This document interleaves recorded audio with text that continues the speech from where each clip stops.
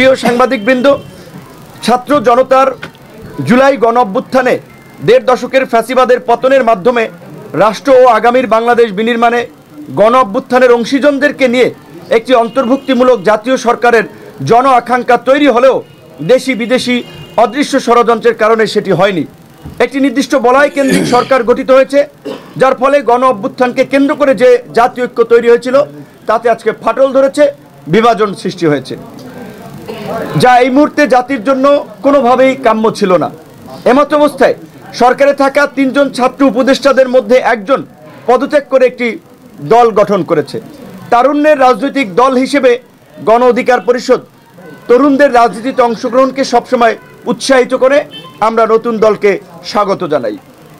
তবে গণ অভ্যুত্থানকে কেন্দ্র করে গুটি কয়েক ছাত্রনেতা সরকারের নিয়ন্ত্রণ থেকে প্রশাসনের বিভিন্ন জায়গায় অযাচিত হস্তক্ষেপে সরকারি কর্মকর্তা কর্মচারী সহ জনগণের মধ্যে একটা অস্বস্তি তৈরি হয়েছে। যেহেতু আন্দোলনের পরিচিত মুখ থেকে সরকারের প্রতিনিধিত্বকারী ছাত্ররা রাজনৈতিক দল গঠন করেছে, সেহেতু সরকারের নিরপেক্ষতা বজায় রাখা ও জনগণ সহ রাজনৈতিক নেতৃবৃন্দের আস্থা ধরে রাখতে সরকারে থাকা অন্য 2 ছাত্র উপদেষ্টা সহ সরকারের প্রতিনিধিত্বকারী সকল ছাত্রদের পদত্যাগের আহ্বান জানাচ্ছি। আমরা বারবার বলে আসছি, ছাত্র জনতার রক্তের উপরে দাঁড়িয়ে থাকা গণ অভ্যুত্থানের সরকারের ব্যর্থতা জাতিকে নতুন বিপর্যয়ের দিকে নিয়ে যাবে। কিন্তু অত্যন্ত দুঃখের বিষয় বলতে হচ্ছে, গত 6 মাসে গণহত্যার বিচার ও গণহত্যাকারীদের বিরুদ্ধে কার্যকর ব্যবস্থা গ্রহণে সরকার ব্যর্থতার পরিচয় দিয়েছে। সরকারের দুর্বলতায় গণহত্যাকারীদের পুনর্বাসন হচ্ছে, আইন শৃঙ্খলা পরিস্থিতি সহ জনগণের নিরাপত্তা ও দেশের স্বাধীনতা সার্বভৌমত্ব নিয়ে নতুন সংকট তৈরি হচ্ছে, যা কিছুদিন আগে সেনাপ্রধানও তার বক্তব্যে ইঙ্গিত দিয়েছেন। গণ অভ্যুত্থান কেন্দ্রিক নতুন রাজনীতি ও নতুন বাংলাদেশ বিনির্মাণে যে জন আকাঙ্ক্ষা তৈরি হয়েছে তার বাস্তবায়নে রাষ্ট্র ও রাজনীতির সংস্কার জরুরি বলে আমরা মনে করছি। আন্দোলন কেন্দ্রিক সেন্টিমেন্টের জায়গায় থেকেও ছাত্র নেতৃবৃন্দ যদি পুরানো পথেই হাঁটেন তবে সেটি জনগণের সঙ্গে প্রতারণা করা হবে। দুঃখজনক হলেও সত্য, গত 6 মাসে সেটি অবলোকন করা গেছে। আন্দোলন কেন্দ্রিক পরিচিত ছাত্র নেতৃবৃন্দের তদবির, নিয়োগ, টেন্ডার বাণিজ্য সহ নানাবিধ অনৈতিক কর্মকাণ্ডের অসংখ্য ঘটনা ইতিমধ্যেই সোশ্যাল মিডিয়া, গণমাধ্যম সহ বিভিন্ন গোয়েন্দা সংস্থার প্রতিবেদনে উঠে এসেছে। এমনকি গতকালকের নতুন দলের আত্মপ্রকাশ অনুষ্ঠানেও জেলা প্রশাসকের মাধ্যমে চিঠি দিয়ে ঢাকায় লোকবল সরবরাহে আসতে নোটিশ প্রদান করা, গাড়ি সরবরাহে মালিক সমিতি ও পরিবহন সংশ্লিষ্টদের উপরে চাপ প্রয়োগ করা, যা সম্পূর্ণ অনৈতিক ও অগ্রহণযোগ্য। বৈষম্য বিরোধী আন্দোলন বা জুলাই গণ অভ্যুত্থান কোনো একক সংগঠন বা নেতৃবৃন্দের দ্বারা সংগঠিত হয়নি। রাজনৈতিক নেতৃবৃন্দের সময়োপযোগী পদক্ষেপ, ছাত্র জনতার স্বতঃস্ফূর্ত অংশগ্রহণ ও সম্মিলিত প্রচেষ্টার মাধ্যমে এই গণ অভ্যুত্থান সংগঠিত হয়। কাজেই জুলাই গণ অভ্যুত্থানকে মুক্তিযুদ্ধের আওয়ামী চেতনার বয়ানের মতো কোনো অসত্য বিভ্রান্তিমূলক ন্যারেটিভ তৈরি না করতে সকলের প্রতি আহ্বান জানাচ্ছি।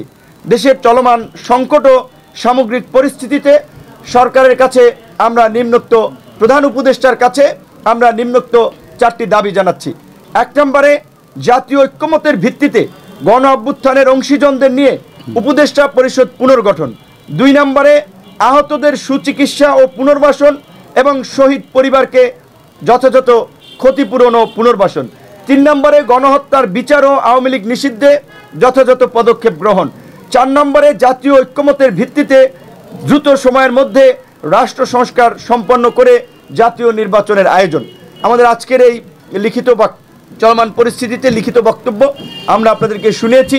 আপনাদের এই সহযোগিতা এবং ধৈর্যের জন্য অসংখ্য ধন্যবাদ প্রকাশ করছি যে আপনারা গরমের মধ্যে আমাদের ছোট্ট এই অফিসে অনেকক্ষণ বসেছিলেন, কষ্ট করেছেন। আমরা সংবাদ সম্মেলনটা যথাসময়ে শুরু করতে পারি নাই। এই গণ অভ্যুত্থানের পরে নানান ধরনের গল্প বলা হচ্ছে, ইতিহাস বলা হচ্ছে, ক্রেডিটের কথা বলা হচ্ছে, কিন্তু নিশ্চয়ই একেবারে আমাদের শুরু থেকে আপনারা আমাদের দেখেছেন, আমাদের সাথে থেকেছেন, আমাদেরকে ইতিবাচকভাবে জনগণের সামনে তুলে ধরেছেন। সেই জায়গা থেকে আপনারা খুব ভালোভাবেই অবগত আছেন যে আজকের এই গণ অভ্যুত্থানের প্রেক্ষাপট তৈরিতে অন্যান্য রাজনৈতিক দলের পাশাপাশি গণ অধিকার পরিষদ এবং গণ অধিকার পরিষদের যে অঙ্গ সংগঠন ছাত্র যুব শ্রমিক প্রবাসী পেশাজীবী অধিকার পরিষদের কি ভূমিকা এবং ত্যাগ রয়েছে।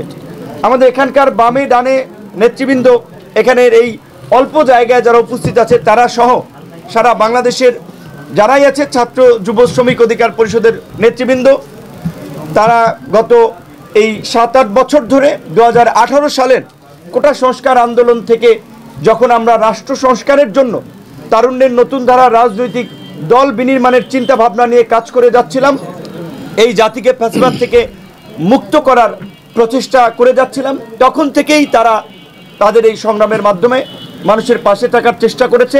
মানুষের পাশে থাকতে গিয়ে তারা নির্যাতিত হয়েছে, নিষ্পেষিত হয়েছে, হামলার শিকার হয়েছে, মামলার শিকার হয়েছে, কিন্তু কখনো হাল ছাড়ে নাই।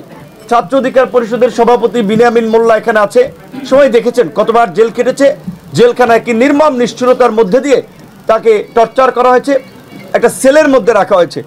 আমাদের কোটা সংস্কার আন্দোলনের সময় ফারুক হাসান থেকে শুরু করে রাশেদ খান, মাহফুজ, অন্যান্য নেতৃবৃন্দ, জসিম পাবলিক লাইব্রেরির সামনে কিভাবে পিটিয়েছিল কুকুরের মতো দেখেছেন। নারী নেত্রী ফাতেমা এখানে বসে আছে, ফেলেনা আপা সহ যারা কিভাবে এই জালিমদের বিরুদ্ধে প্রতিবাদ করতে গিয়ে লাঞ্ছিত হয়েছিলেন, শ্লীলতা হানি হয়েছে, এগুলো আপনারা দেখেছেন। যুব অধিকার পরিষদের সভাপতি মঞ্জুর মোর্শেদ মামুন সহ শ্রমিক নেতা আব্দুর রহমান এই 28 অক্টোবরেরও এই আন্দোলনকে কেন্দ্র করে, এই জুলাই গণ অভ্যুত্থানকে কেন্দ্র করে গুলির মুখেও রাজপথে থেকে তারা জাতির মুক্তির জন্য কাজ করে গেছে। আমাদের সেই সমস্ত বিশ্বস্ত সহযোদ্ধা সহকর্মীদেরকে ধন্যবাদ জানাই। এই জুলাই গণ অভ্যুত্থানে যারা নিহত হয়েছে তাদেরকে শ্রদ্ধার সাথে স্মরণ করছি, আহতদের সুস্থতা কামনা করছি। আগামীকালকে থেকে রমজান শুরু হচ্ছে, দেশবাসীকে পবিত্র মাহে রমজানের শুভেচ্ছা জানাচ্ছি।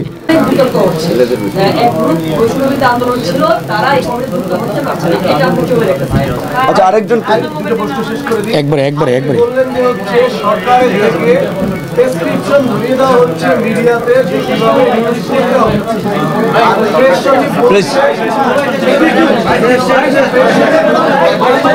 একটা প্রশ্ন, লাস্ট প্রশ্ন নিচ্ছি। আচ্ছা, হ্যাঁ, লাস্ট প্লিজ, জাস্ট লাস্ট প্রশ্ন উঠে একটা ভালো প্রশ্ন করতেছেন। বাংলাদেশের ইতিহাসের সর্বোচ্চ স্বাধীনতা হচ্ছে আপনার কথায় আমাদের সাবেক উপদেষ্টা নাহিদ ইসলাম তার ব্যাংক অ্যাকাউন্টে স্টেটমেন্ট দিয়েছেন, তবে এত বড় একটি প্রোগ্রাম করলেন তার অর্থের যোগান আচ্ছা শুনেন, এই আমি তার দুটো প্রশ্ন একসাথে উত্তর দিয়ে দিচ্ছি।